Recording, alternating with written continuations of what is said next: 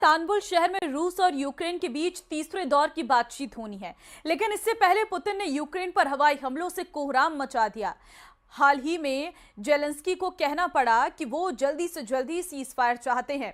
हालांकि रूस ने कहा है कि तीसरे दौर की बातचीत से किसी करिश्मे की उम्मीद ना करें। ऐसे में सवाल उठ रहा है कि पुतिन को 50 दिन की डेडलाइन देकर क्या ट्रंप ने यूक्रेन को बुरा फंसा दिया है? देखिए रिपोर्ट।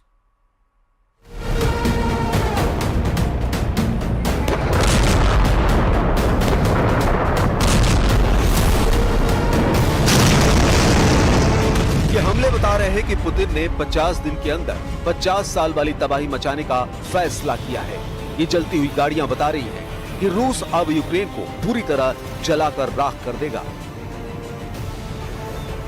यूक्रेन की कैपिटल कीव की स्काईलाइन में बहुत आग नजर आ रही है। 3 दिन के अंदर पुतिन ने इतना बारूद बरसाया है कि जेलेंस्की की राजधानी जलकर धुआं धुआं हो चुकी है। कहीं ड्रोन गिरता है, कहीं मिसाइल। सबसे बड़ी बात यह है कि तस्वीरें अमेरिका तक पहुंच रही हैं। ट्रंप भी देख रहे हैं कि पुतिन को 50 दिन का वक्त देकर उन्होंने यूक्रेन को कितनी बड़ी मुश्किल में डाल दिया है। कीव में रात की तबाही और सुबह का मंजर बता रहा है कि पुतिन का 50 दिन का एजेंडा बहुत ही ज्यादा खतरनाक है। क्या ट्रंप ने एक तरह से पुतिन को 50 दिनों तक यूक्रेन को जलाने का लाइसेंस दे दिया है? क्या ट्रंप ने 50 दिन की जो मियाद रखी है वो जेलेंस्की को हराने का एक डिप्लोमेटिक फॉर्मूला है? Я решила, что сегодня 22 июля я должна жить, и сгорела в итоге машина под ноль. Моя машина пылала дольше всех, я залила полный бак. Красиво пылала, ярко, как я и люблю жить.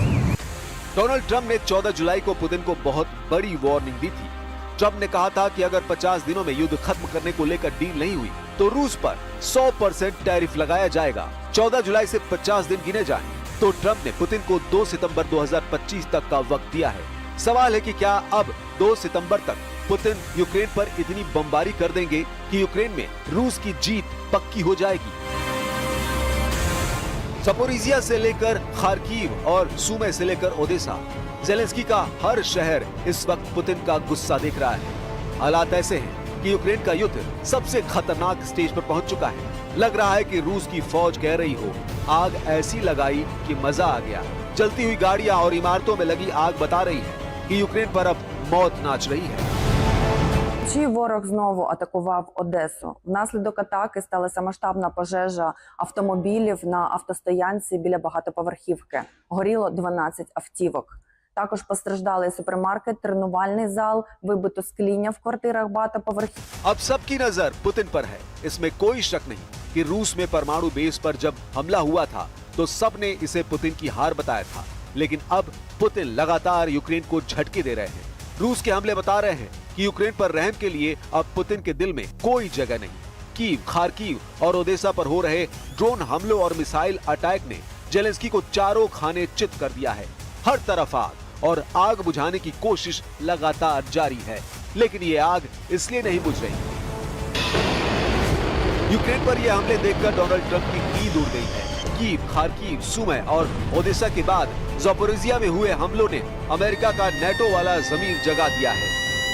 इसलिए डोनाल्ड ट्रंप ने सीज फायर और युद्ध वाले विकल्प चक्र को बार बार घुमाया और इसका फैसला आया युद्ध। क्योंकि पुतिन को 50 दिन का वक्त मिलने से जेलेंस्की को भी लग रहा है कि उनसे कहीं धोखा तो नहीं हो गया। ट्रंप को एहसास हो गया है कि अमेरिका को अब किसी भी सूरत में यूक्रेन को बचाना होगा। लेकिन डोनाल्ड ट्रंप ने सीज फायर की तारीख खींचकर युद्ध को चुना है। यही यूक्रेन का सबसे बड़ा डर है। डोनाल्ड ट्रंप पहले ही साफ कर चुके हैं कि अब यूक्रेन को और हथियार भेजे जाएंगे, जबकि कुछ दिन पहले ही अमेरिका ने यूक्रेन को अहम हथियारों की सप्लाई रोक दी थी। लेकिन जून के बाद जुलाई में रूस के ताबड़तोड़ हमलों ने बता दिया कि पुतिन न ट्रंप की सुनेंगे, न ही जेलेंस्की पर रहम करेंगे। इसलिए यूक्रेन अब रोजाना ड्रोन और मिसाइलों के हमलों से दहल रहा है। पुतिन के हमले और तेज हो चुके हैं, लिहाजा ट्रंप को फाइनल कॉल लेनी पड़ी। ट्रंप ने कहा कि अमेरिका यूक्रेन को और हथियार भेजेगा। यूक्रेन को अपनी हिफाजत करने का पूरा हक है। पूरी तरह बिखर चुके यूक्रेन के बाद पुतिन का एजेंडा क्या ट्रंप के हिसाब से चल रहा है? यूक्रेन में लगी आग बता रही है कि पुतिन अब आगे क्या करने वाले हैं। ओदेसा से लेकर खार्किव और सुमे से लेकर कैपिटल कीव, हर शहर को जलाकर रूस ने अपना नया टारगेट सेट कर लिया है। 3.25 साल के युद्ध में शोलों की तादाद बढ़ती जा रही है। अब पुतिन के बाद इस युद्ध की आग में ट्रंप के फैसले ने पेट्रोल डालने का काम कर दिया है। पुतिन को 50 दिन का अल्टीमेटम नहीं, इस यूक्रेन को जलाने का 50 दिन का लाइसेंस कहा जा रहा है। रूस को मिलने वाली हर विदेशी मदद इस वक्त जेलेंस्की के दिलो दिमाग में खटक रही है। उनके साथ नेटो